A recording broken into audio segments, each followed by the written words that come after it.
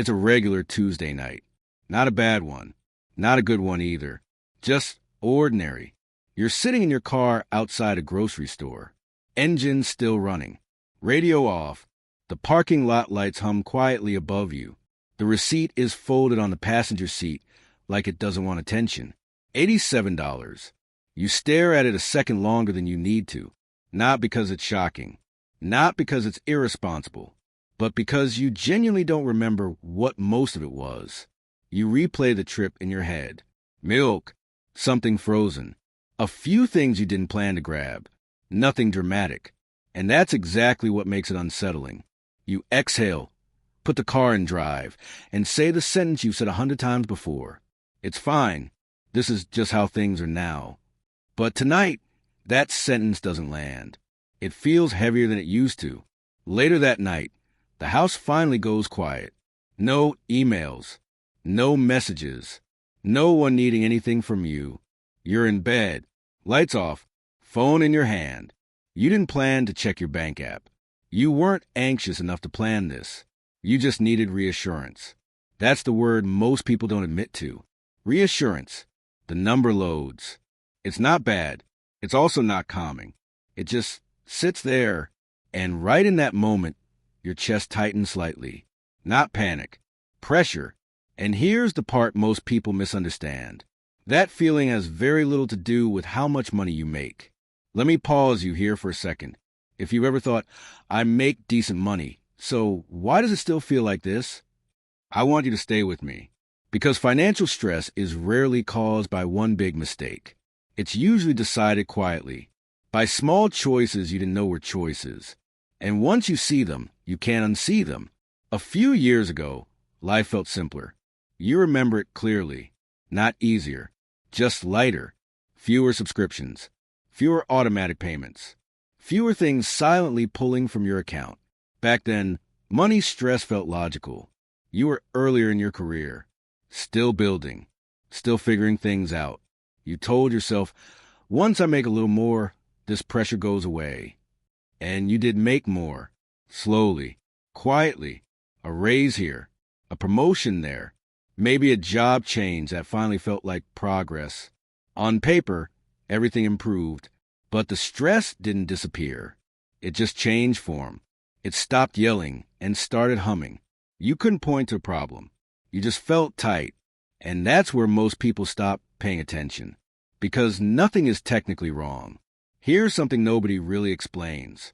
Financial stress doesn't always show up as panic. It shows up as hesitation. As doing mental math when you shouldn't have to. As feeling irritated by a small, unexpected expense. As that subtle dread when an email from your bank shows up, even if you know it's probably fine. Nothing breaks. And that's the trap. Because when nothing breaks, you assume everything is okay. Let's talk about how commitments actually enter your life. Not all at once. They arrive quietly, one decision at a time. The apartment that felt like a reward. A little closer to work. A little nicer. The car that felt safer. More reliable. Something you deserved. The phone plan that made life smoother. The subscriptions that didn't feel expensive because each one was only a few dollars. Every choice made sense. Every choice felt responsible. And none of them felt dangerous. But together they did something. They hardened your lifestyle. And once a lifestyle hardens, flexibility fades. Not dramatically. Gradually. You remember the car decision clearly. You didn't splurge. You didn't go crazy. You focused on the monthly payment. That was a smart thing to do, right? It fit the budget. So you said yes. What you didn't feel that day was the future weight. Because monthly payments don't hurt immediately. They quietly reserve parts of your future income before you ever get there.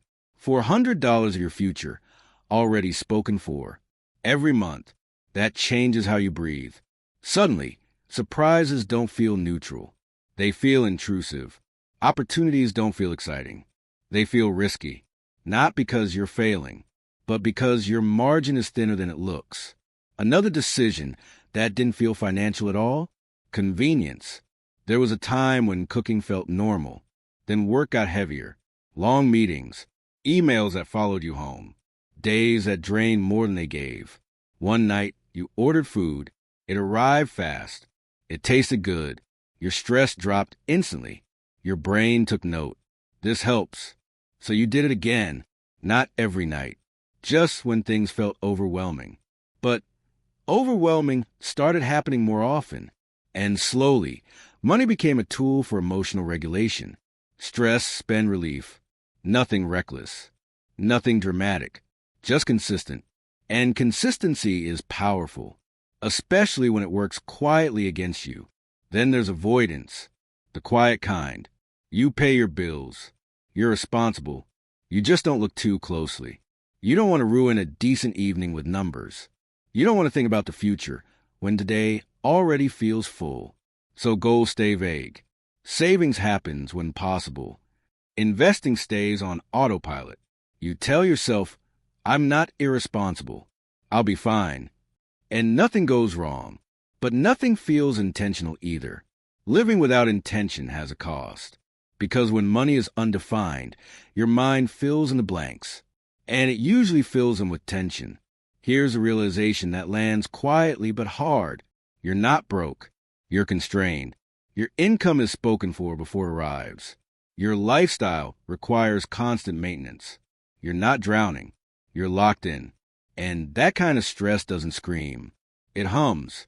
All day, every day. This is the moment things change. Not because you make more money, but because you ask a different question. You stop asking, how do I earn more? And you ask something quieter. Why does my life need so much money just to feel okay? That question reframes everything. Because now the problem isn't income. It's structure. It's how many small decisions added relief in the moment, but removed options later. Comfort didn't betray you. It just came with a long shadow. You don't go extreme. You don't overhaul your life. You start noticing which expenses actually reduce stress and which ones just delay it.